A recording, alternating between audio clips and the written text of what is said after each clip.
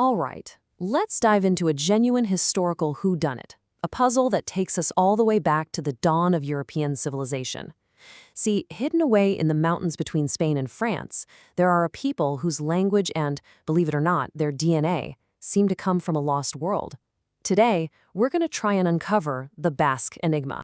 You know, when we look at a map of Europe today, we see this incredible tapestry of cultures that have mixed and mingled for thousands of years. But what if one of those threads, just one single culture, has roots that go deeper than all the rest? That's the big question at the heart of the mystery we're getting into today. So the focus of our investigation is the Basque people. They live in a region that's nestled right in the Pyrenees Mountains, straddling the border between Spain and France. And for centuries, they've basically been this cultural and linguistic island. Their very existence presents us with this profound historical and genetic puzzle that scientists have been trying to solve for decades. To really get how strange this is, think about this for a second. Pretty much every major language spoken from Portugal all the way to India, we're talking English, Spanish, French, German, Russian, even Hindi, they all belong to one massive family tree. It's called the Indo-European language family. And then there's Basque. It just doesn't fit.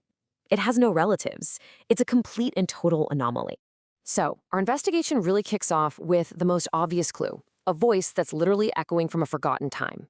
It's the Basque language, which its speakers call Euskara, and trust me, this is no ordinary language.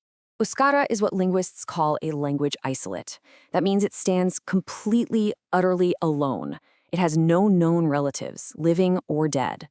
It's not related to the Romance languages like Spanish and French that are all around it. It's not related to Germanic or Slavic languages, nothing.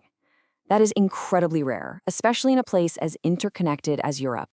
So you see, this isn't just a different language. We're talking about a language from a different era. Euskara is essentially a linguistic fossil. It's a survivor from a time before the big Bronze Age migrations swept across Europe, bringing all those Indo-European languages with them. It's a direct, audible link to the Stone Age. Just think about a simple word like hello. In Spanish, you say hola. In French, it's bonjour. They're cousins, right? You can trace them both back to Latin.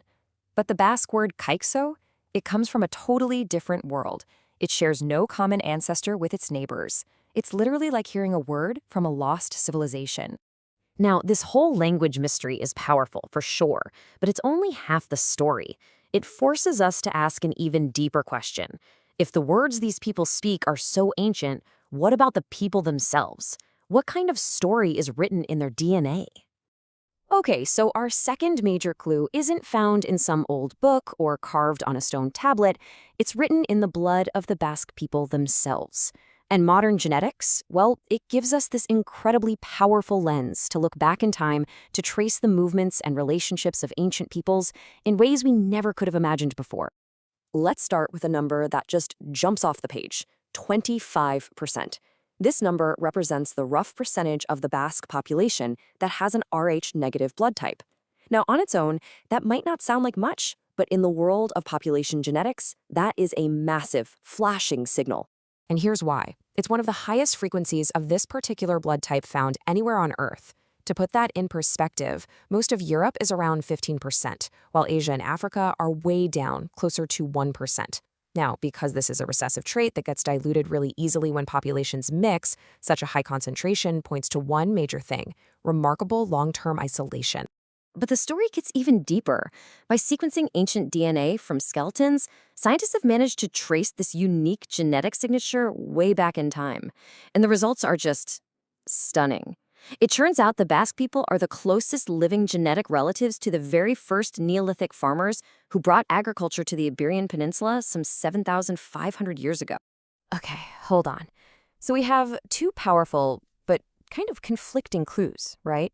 A language that seems to come from pre-farming hunter-gatherers, but DNA from Europe's first farmers. How can both of those things be true? Let's take a look at how scientists are assembling these pieces to finally solve the puzzle. For a really long time, scientists debated this. Were they a pure lineage of hunter-gatherers, which would explain the language? Or were they direct descendants of the first farmers, which would explain the DNA? It turns out the answer wasn't so black and white. A new theory has come along that just elegantly combines both pieces of evidence. So, after all these decades of linguistic and genetic investigation, where are we now? Well, a really strong scientific consensus has emerged, and it paints this incredible picture of the Basque people as, well, the ultimate European survivors. The leading theory today suggests that the ancestors of the Basque people were in fact part of that first wave of farmers that moved into Iberia. But, and here's the crucial twist, they didn't just replace the local hunter-gatherer populations. Instead, they mixed with them. And this process created a totally unique, blended population that adopted the new farming technology. But for whatever reason, they held on to the ancient pre-farming language of the local hunters. That still leaves one huge question, though. How did they survive when so many other ancient cultures just vanished? The answer, it seems, lies in geography. The rugged, isolated terrain of the Pyrenees Mountains acted like a natural fortress. So while later waves of migration, especially the Indo-European speakers, swept across the flat, open plains of Europe, the Basque ancestors were sheltered in their mountain homeland. And this allowed them to preserve both their unique language and their distinct genetic heritage. So, let's just quickly recap the evidence we've put together. We've got a unique language isolate that's basically a window into prehistory. We have a distinct genetic profile linking them directly to Europe's very first farmers. And it all adds up to a story of survival, made possible by geography. The Basque people really are a living link to a lost continent, the Europe that existed before our recorded history even began. And all of this leaves us with a final, really thought-provoking question. The story of the Basque people proves that echoes of our most ancient past can survive right into the modern day, hidden in our words and in our genes.